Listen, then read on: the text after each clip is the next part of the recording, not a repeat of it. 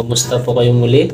Magandang araw po, mapagpalang araw po sa inyong lahat. Siguro namimiss nyo na rin na naman yung aking mga videos dito sa YouTube. Nais ko lang po na magsagot uli ng mga katanungan na hindi ko po napapansin doon sa comment section ng ating YouTube channel, pati kaya sa FB page. Kaya ito, gawan po natin ang video para mas maliwanagan po kayo. Ito po, sasagot po tayo. Ako ranas ko din ang anemic sa dugo, kaya take na naman ako ng ferrous sulfate para na din akong matutumba at nahihilo na din. Kuya James, ano ba talaga pwede o saktong vitamins natin para bumalik ang katawan natin at ito'y sumigla na? Ganito po kasi sa mga problemang ganito. Ganun nga, so sinasabi nyo po na anemic po kayo at nirestahan naman po kayo ng doktor nyo kung saan po kayo nagpa-check up na ito nga, mayroon kayong ferrous sulfate na ibinigay sa inyo. Mas maganda, ituloy-tuloy nyo po ito. Sundin nyo po muna yung advice ng doktor nyo at resita niyang gamot, inumin nyo po ito kasi ibang problem po ito sa anxiety. Kung kagaya nga niyan sa mga sinasabi natin, kung may kumbaga dahil sa mga sintomas na yan,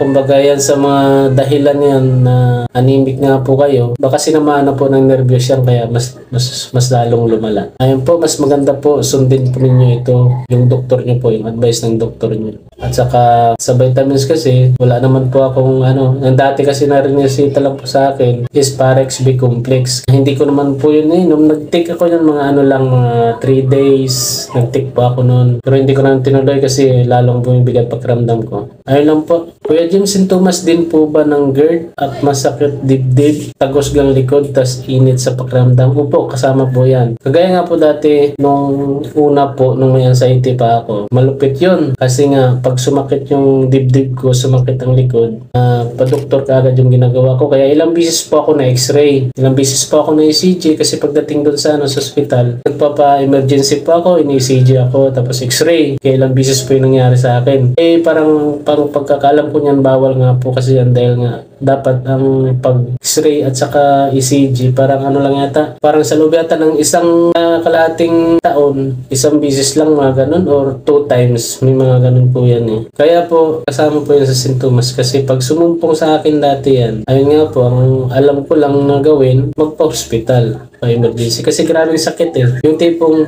pag huminga ka ng malalim, di ba? Pag huminga ka ng malalim, para may ugat na mapuputol sa likod mo, tagos hanggang dibdib po yan. Kaya ayun, kasama po yan. May naka-experience po ba dito na parang may naipit na ugat sa likod between sa shoulder blades, yung sa bandang gitna, yung parang may discomfort lang po. Nagagalaw ko naman ang arms ko. Di rin siya masakit igalaw. Yung parang ganun lang na feeling. Pero once nakaburp ako, medyo na easy yung feeling. May GERD ako at anxiety. Ito nga po ay kasama sa sintomas yung mga ganito. Kasi ang nangyayari kasi dyan, yung palang feeling natin, yung parang imahinasyon natin na kaya nangyayari sa atin mga ganun. Laging masakit ng likod, yan, kagaya parang akala mo may ugat. Ganun talaga yan, ganun ang sintomas ng pag sumakit yung likod mo di ka sa dibdib. Kahit yung dito nga sa dibdib, di ba, parang akala mo yung costochondritis, yung sinasabi ni Doc Willie na masakit ang dibdib, di ba, yung ganun. Pero pag igalaw mo naman ang ganyan, hindi naman masakit. Kasi parang parang feeling natin, parang imagination natin na sumasakit yung dibdib, parang ganun lang. Kaya sintomas po yan. Oo, nagagalaw naman talaga natin. Tapos, tama rin to. Pero once naka-burp ako, medyo na easy ang feeling mo. Pag nagdigay ka kasi, parang kasi yan parang ito yung may hangin yung yung sikmura. Parang puno ng hangin. Kaya pag nakadighay ka, ayun parang lumuluwag talaga sa pakiramdam mo. Parang nabawasan yung hangin sa loob ng Ganun po ako dati. Ang nakapagpagaling lang po sa akin nun yung sa malunggay juice. Nawala po yun. Hanggang kailan po ba pwede uminom ng malunggay juice? Depende po yan sa inyo. Ako kasi sa 10 days ko na yon na iniinom dati. Tuloy-tuloy po yun. Umaga, hapon ko iniinom. Pero nung medyo nabawasan na po yung nung nabawasan na po yung mga parang gumagaan-gaan ang pakiramdam ko. Bale, yung ginawa ko, isang beses na lang po sa loob ng isang araw. Hanggang sa mga sunod na mga ilang buwan, nilimitahan ko na po siya. Sa loob ng isang linggo naman, mga 3 beses na lang. May mga ganun. Kasi pag alam mo namang medyo naka-recover ka na, medyo gumaan ang pakiramdam mo, siyempre, mag-reduce ka na nun. Huwag naman yung lagi-lagi. Pero okay naman yun, healthy. O di kaya bawasan mo yung malunggay. Kung dati ang ginagawa mo sa malunggay is 3 tangkay, ngayon bawasan mo na lang ng isa, ganun. Isang tangkay lang yung yung i-blender mo. Ganun lang po kadali yung Pag alam mo nang wala ka nang naramdaman, di itigil mo na rin. Kuya James, normal lang po ba sa may anxiety yung hindi ka mapakali? Gusto mo lagi ginagalaw yung katawan mo, lalo bago matulog, para may tumitibok-tibok sa iba't ibang parte ng katawan mo. Sana mapansin mo ako, idol. Matagal ko na po nilalabanan tong anxiety ko at tingin ko po nasa high level na ako ng anxiety. Ibang klase yun sa inyo, palala ng palala to.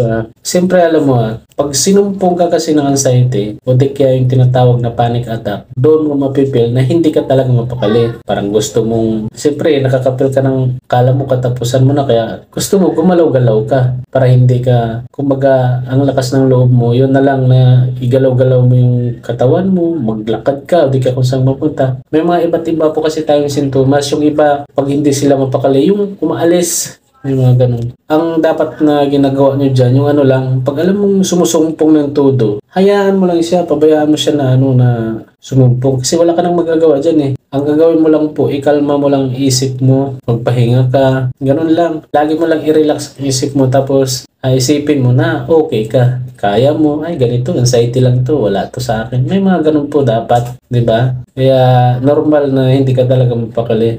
Kuya James, nung kasagsagan ng anxiety nyo, nagtatrabaho pa ba kayo? Salamat po, sana masagot. Opo, ganito yan.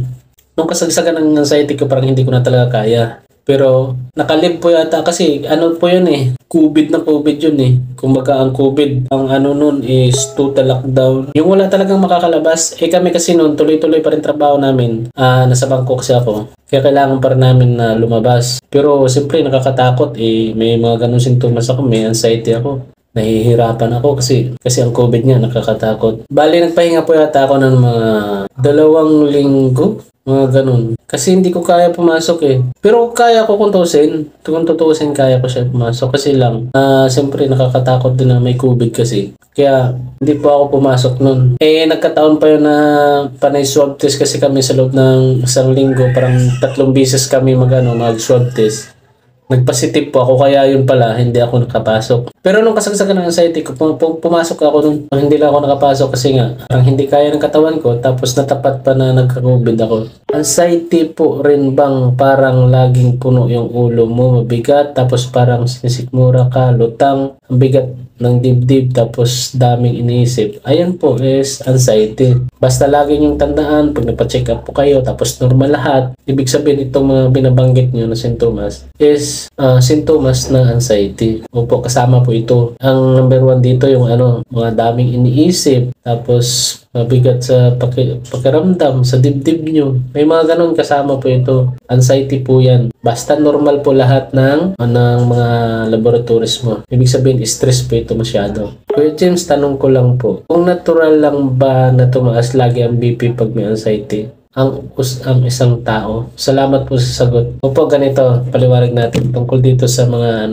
sa mga tumataas yung BP. Ganito kasi yan. Pag alam yung natatakot kayo, pag alam yung sumusumpong yung anxiety nyo, nagpa-panic attack, subukan yung mag-BP, ang taas talaga niyan. Kasi, nandun kasi yung natatakot ka, kinakabahan ka, tapos pag nag-BP ka, mataas yung ng blood pressure mo. Di lalo kang matatakot na naman. Lalo kang mag-iisip na, high blood din pala talaga ako. Hindi mo na iniisip na dala lang ng anxiety. Maganda din naman ako dati. Ang taas nga ng dugo ko dati. 150/100. 160/100. Gumaganyan ang BP ko, naglalaro. Wala naman ng high blood. Niresetahan niya ako ng doktor ko ng ng maintenance para sa high blood. Losartan. Bali, ganun talaga ang nangyayari. Pag pag sinusumpong ka ng anxiety, pag umatake sa yung panic attack, tataas talaga ang BP mo. Ganun po yun. Kuya James, nagpa-check up na po ako.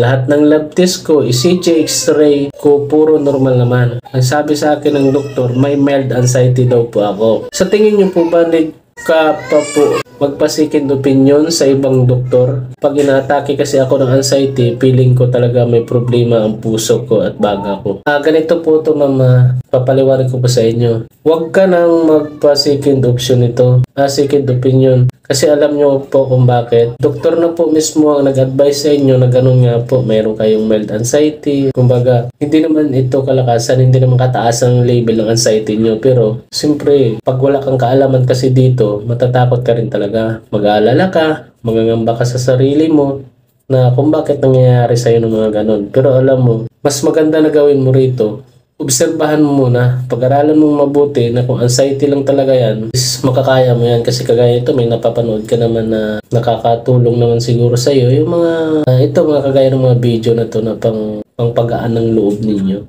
Para sa akin, napakadali lang po yan sa inyo kasi mild lang po eh. Kumbaga sa level ng anxiety, baka 3 lang yan sa out of 10 ha. Diba napakababa nun. Kaya huwag po kayong matakot, lagi mag-relax, obserbahan niyo po sarili niyo. Huwag na po kayong magpa-second opinion. Kasi magagastusan lang po kayo, maniwala kayo sa akin. Sayang din. Pag mastos kayo ng malaki, lalo kayong anxiety, di ba? Anxiety natin, pansinin nyo sa acid nang gagaling. Pag mataas acid mo, umatake ang zinc. Depende po yon. May mga dahilan po kasi. Hindi lang sa acid. Meron naman kasi tayong, kaya nga marami pong klase kasi ang anxiety. Napakadami nyo yan kung nakikita nyo po sa vlog ng iba, sa mga doktor na nagbablog ng anxiety. Ang dami pong klase ng anxiety. Kaya hindi lang sa acid. Ang acid yun talaga ang nagiging dahilan ng iba kung bakit ina-anxiety. Kaya sa akin, mataas yung acid ko. Kaya nakontrol ko na nung nagmalunggay juice ako. Ibig sabihin, sa acid yun. Kasi nga, nabawasan siya eh. Nabawasan yung anxiety ko nung naano yung acid, di ba? Ibig sabihin sa acid. Pero mayroon talaga iba na pinanggalingan.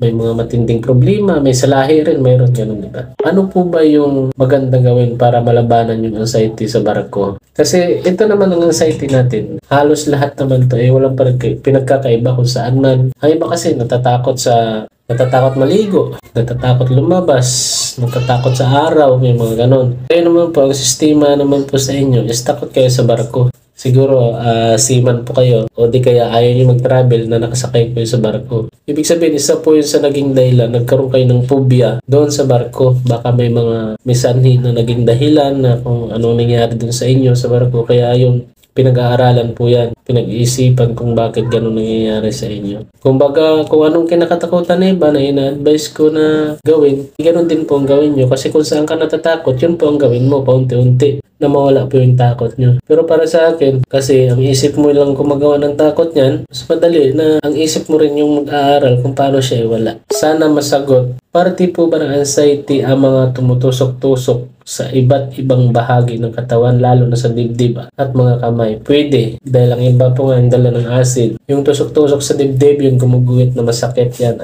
Ano po yan? Dala po ng acid yan. Kumbaga, natitrigger yung acid. Kaya, ayun, sa iyo, nagre-react sa katawan mo. Pwede po yun, pwede. Tusok-tusok sa iba't ibang parte ng katawan. Minsan parang pakiramdam mo lang kasi na pag inisip mo nga, nasasakit yung dulo ng daliri ng paa mo. Pag pinipil mo, pag ina-imagine mo, parang sumasakit din talaga eh. Diba? May ganun po talaga. Pero James, naggamot ka ba? Hindi po. Hindi nga po ako nagpa-check up sa psychiatrist, kaya wala akong gamot. Doktor lang sa psychiatrist yung makapagresita ng gamot na pwedeng inumin ng isang tao may anxiety. Kaya hindi po ako naggamot. Kuya James, ano po ba pwede kainin ng may acid or GERD na masustansya kasi puro egg at chicken ako, tas nanghihina ako? Ito po, may vlog. May video pa ako dyan para sa mga pagkain na dapat kainin natin. Kumbaga, na to eh. Ang video ko kasi niya nasa 2 years na yata yan. Pwede pa tayo gagawa ng bago niyan, pero ito sasagutin po natin. Ang pinakamaigi niyo pong gawin dyan, lagi po kayong kumain ng prutas. Tapos gulay lagi. Yung mga talbos, yan. Okra, nilagang talong, may mga ganun. Tapos sa naman sa prutas, lagi mong mansanas, saging, may bayabas yan. Bayabas, maganda. Mangga. Yan nga po inuulam ko sa dati. Yung may anxiety pa ako, yung kasagsagan talaga ng anxiety ko. Ayaw ko kumain ng ibang ulam. Kahit isda, ayaw ko. Mas gustuhin ko pa yung mangga, saging. Tapos makasubo na ako ng mga ilang subo, okay na. Kaya nangayat ako ng konti, bigla nun. Pero bumalik din kaagad.